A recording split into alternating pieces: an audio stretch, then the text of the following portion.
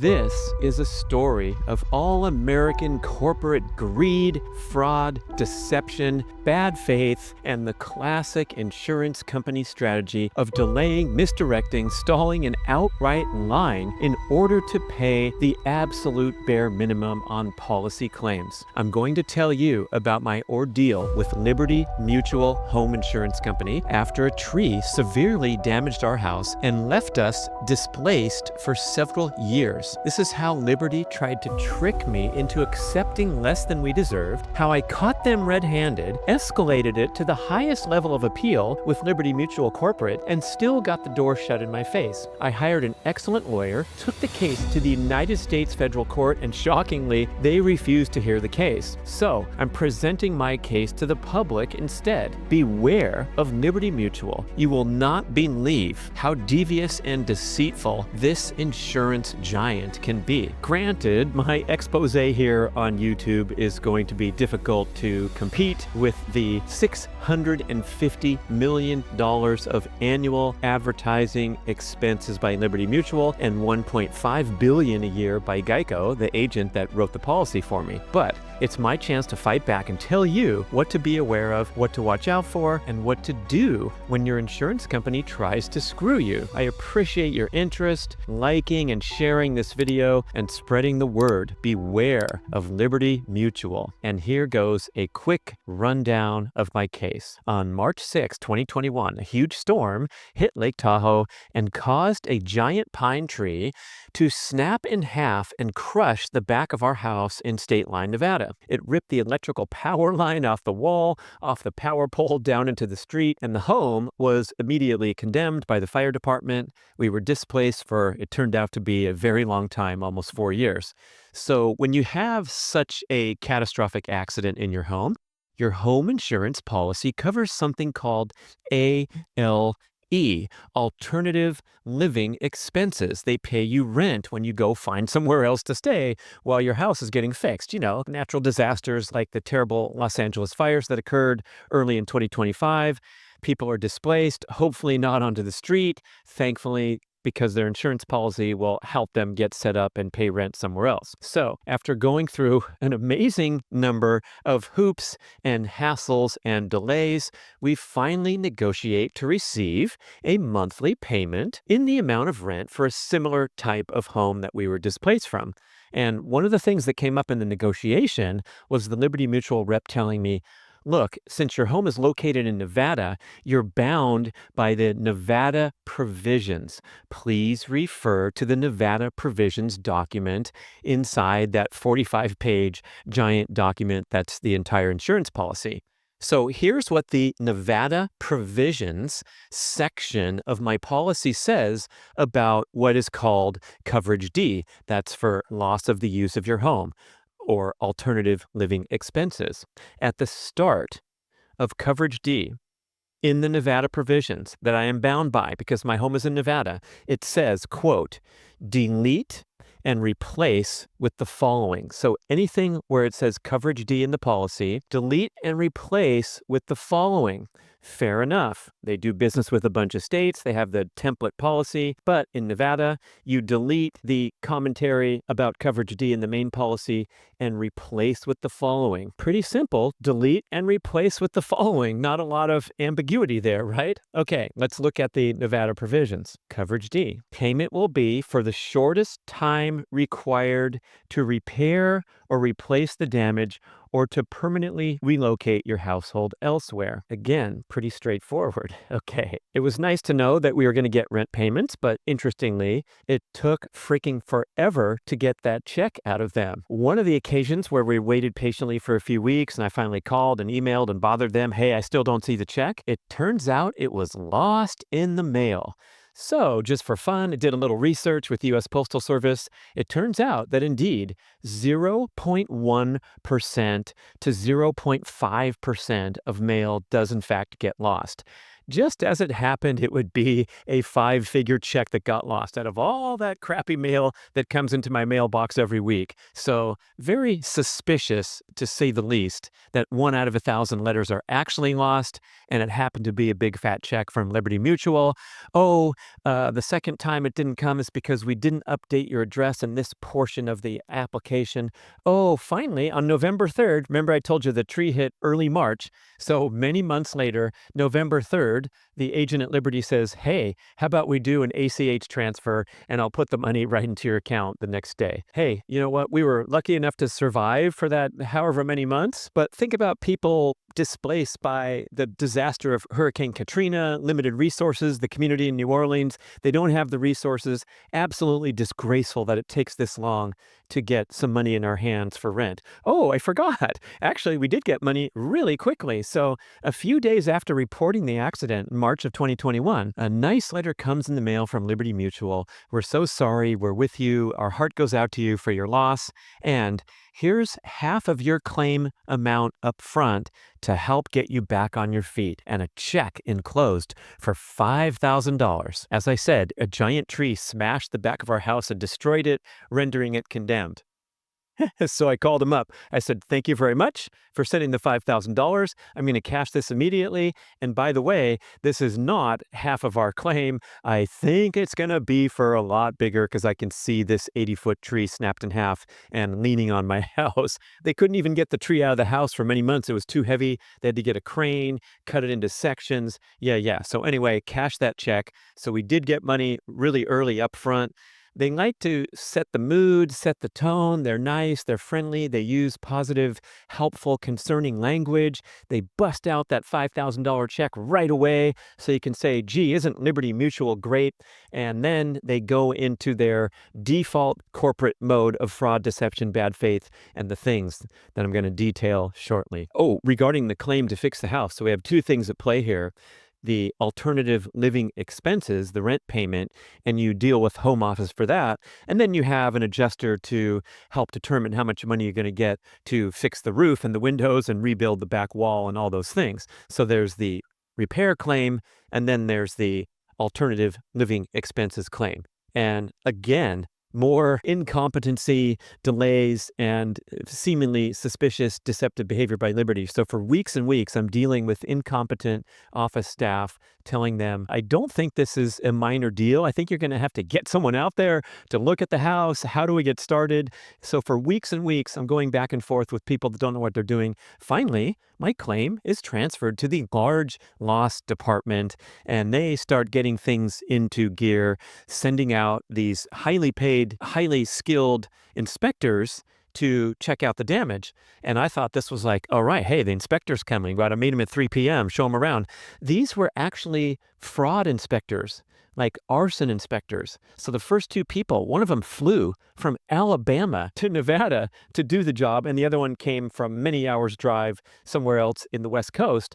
But they were poking around inside the house to make sure, I guess, that I didn't bang on the tree myself and try to chop it down, or maybe I didn't set fire and try to defraud insurance company. I know they have to do it, but it's kind of silly when you drive up to the house, you see a giant tree sticking in the back of the house, and you do your fraud inspection report. So anyway, as we're proceeding with the discussion about the rent payments and where's the frickin' missing check, I learned from Liberty that they will only pay 12 months of alternative living expenses, even though I tell them the project's going to take a lot longer than that because you guys have been delaying for 4 months before you even get a proper inspector out there who determines how much it's going to cost to rebuild the house. So here's an email that they sent that appears to be a paste from somewhere in this 45-page policy document with the bullet points and so forth. I'm going to pull it up because it's an example of outright fraud, lying, and deception. Notice the nice formatting and the big bullet and the small bullet and the heading. So it looks really official, but it was simply conjured up from the representative, and this language does not appear anywhere in the policy. I call particular attention to the bottom where I outline in pink, bullet number 2 under coverage D, additional living expense. Payment for additional living expense is available for the shortest time necessary to repair or replace the damaged property, but not to exceed 12 months months at the actual loss sustained. Thank you for being a valued customer. Sincerely, Becky. Bummer when I read the email. Oh, gee, even though it's going to take a lot longer to finish our project, I guess we only have 12 months of rent payments. That kind of bites, but hey, your policy coverage is your coverage. When you crash your car, you have $1,000 deductible, and that's the way it goes. Cough up 1,000, then they'll fix your bumper for 1,100 or whatever. Letting the matter go and going to cash out my checks for 12 months for alternative living expenses. And then we're on our own paying double housing costs for however long it takes to fix this house. Interestingly, I have an informal consultation with an attorney acquaintance who specializes in insurance settlements. Knowing that this is going to be a complex repair settlement, I said, hey, would you mind looking over and seeing if you think how things are going okay and how much they're drafting up these projections for how much the house is going to cost to repair. The first projection was, I believe it was $93,000. That was what we're looking at to repair the house, and it ended up to be $250,000. So just to give you an idea, the starting point was 93 by the expert, putting out $87 for a new sink handle and $278 for a new cabinet drawer, and so on and so forth, detailing every little stupid thing, but way out of what the actual scope was. And boy, we had to fight for that whole deal also. But anyway, the consultant finishes his evaluation of the policy and says, by the way, I do not see anywhere in your policy in these 45 pages where it states that there's a 12-month limit to your coverage. So this proves the email that I received from the departing Becky, who retired soon after she finished up with us, was completely fabricated and I believe intended to look like an excerpt, as I showed you with the screenshot. Interesting. So what does the policy say? Let's take a look at the declarations and main policy language. So the declarations is basically page 1. You get this 45-page document and it covers the big picture right at the outset. This is important because in insurance law, the consumer is directed to prioritize and interpret policy information in the order that it is presented. So if it says on page 1 that you are to collect actual loss sustained for your alternative living expenses, in other words, how much you paid for rent before you could move back into the house or permanently relocated elsewhere, that prioritizes any further discussion of it or any place where they try to insert, for example, a 12-month limit. So page 1 says loss of use of your location, actual loss sustained. Okay, let's dig into the policy language anyway and see what it says under coverage D, loss of use. This is again, alternative living expenses for loss of the use of your home. The final paragraph, which I have the highlights on, payment for additional living expense or fair rental value. This is how they determine how much money you're going to get for rent. Will be for the shortest time required to repair, replace the damage, or if you permanently relocate, shortest time required to move somewhere else. Does it say 12 months? No, it does not say 12 months. So what do? I get back into business with back and forth with Lib-er-ty, dealing with incompetent office staff once again, saying, look, I think we got a problem here. I don't see where it says 12 months anywhere except for Becky's fabricated email. Back and forth, nothing happens. Over and over, I have boring, detailed timestamps of August 28th. I send another letter. I wait till September 13th. Just as you would imagine, putting the consumer through hell, especially someone without the time, energy, resources, internet expertise, patience, all these things they do to push people aside, write them a freaking check, and move on to the next claim. But of course, I had the time, energy, patience to get to the bottom of this. So after a while, they finally respond and say, we've done an investigation of your request and determined that you're wrong, and we're only going to pay for 12 months. Not acceptable, sorry, since it states nowhere in the policy a 12-month limit. So I escalate to the manager's manager, nothing happens there, push back in my face. I escalate again. I finally demand to go to the highest level, the boss's boss's boss. And this is called the Presidential Services Division at Lib-er-ty Mutual Corporate Office, a gentleman by the name of Sean Clare, an actual human. And to his credit, we actually had a 50-minute phone call where he listened to me and my impassioned arguments and my frustration about how everything's gone. During the call, he referred to something in the policy called the Home Protector Plus clause.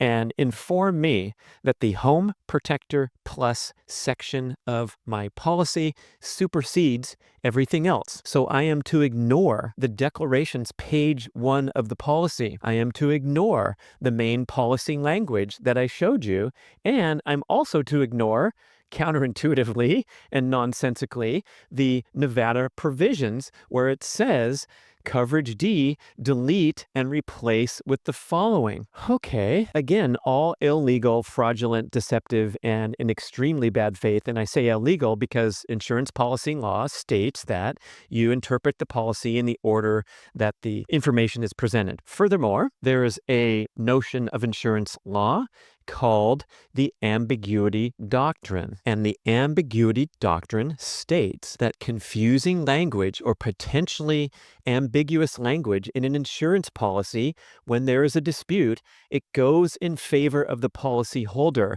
This is laws in place to guard against insurance companies engaging in trickery and legalese to try to get out of paying what they deserve, which is exactly what Liberty Mutual has done here with their ambiguous presentation of information of how long you get rent payments for. Thing that they're hanging their hat on, the Home Protector Plus provision that supersedes everything else, and I'm somehow supposed to know that magically. There's nothing stated anywhere in the policy that Home Protector Plus takes precedence over everything else. Let's read what it says, because even then, it's still not clear and declarative. So here's the Home Protector Plus endorsement, incredibly ironically titled Increased Limit Coverage D.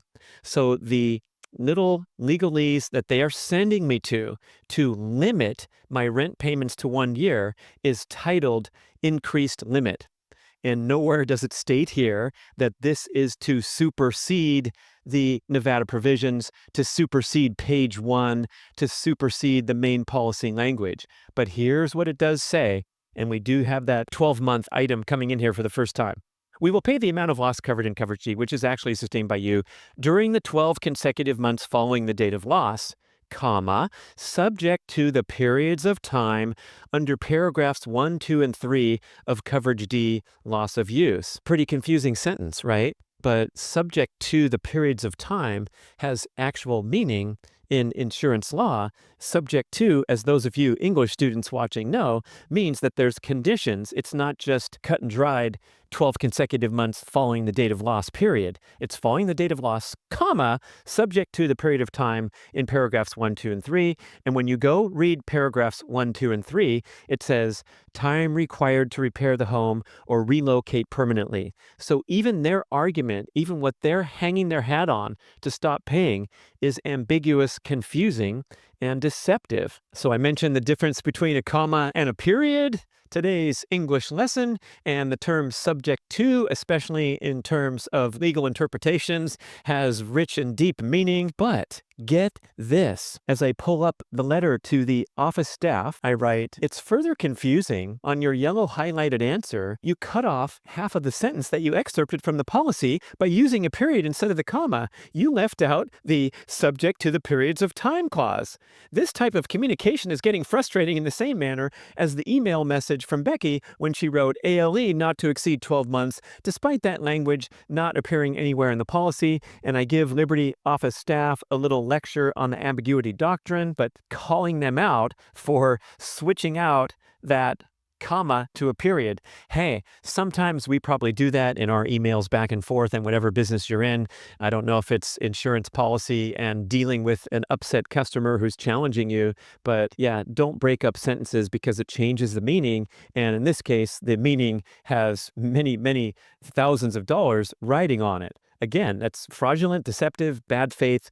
If it's an honest mistake, that's an absolutely shocking, egregious, honest mistake of someone being lazy and not wanting to type the whole sentence or wanting to type this part of the sentence that they like to emphasize. Bad news. I think I've got into the weeds pretty far, and you're getting the gist of how difficult it is to deal with Liberty Mutual. So let me try to wrap up. I think it's pretty easy to see we are engaged in a quagmire of fraud and deception and extremely extremely bad faith. And bad faith is another term that has legal significance because that's where you get damages, and you read about the headline stories of the person who Starbucks coffee spilled on them, and they get a zillion million dollars because of that bad faith idea that comes in with punitive damages rather than, for example, me suing them and getting the rent that I rightfully deserved. It's way, way bigger than that. And even during the conversation with the big shot, Sean, he admitted, quote, "I can see how the policy language can be confusing." He admitted, quote, "I can see how that can be ambiguous."